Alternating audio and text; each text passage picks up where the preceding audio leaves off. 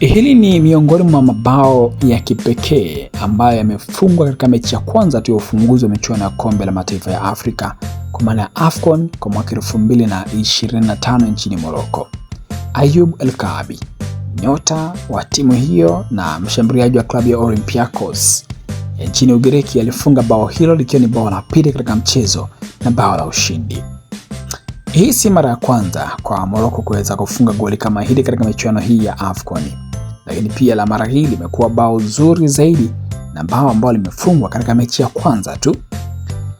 Wadadisi wa mambo wanasema kwamba hili ni goli ambalo bila shaka litaingia kwenye kinyang'anyiro cha goli bora la mashindano na pengine hata kuingia kwenye kinyang'anyiro cha magoli bora ulimwenguni. Ayoub El Kaabi katika bao hilo ambalo lilifunga na akitokea benchi linamfanya kuwa ni nyota ambaye amefunga goli zuri na pengine kuwa ni miongoni mwa mabao ambayo yanaweza kuwa ama linaweza kuwa bao bora la mashindano yenyewe. Ulitizama goli hili kwa jicho la aina gani na umetizama namna ambavyo lilitengenezwa?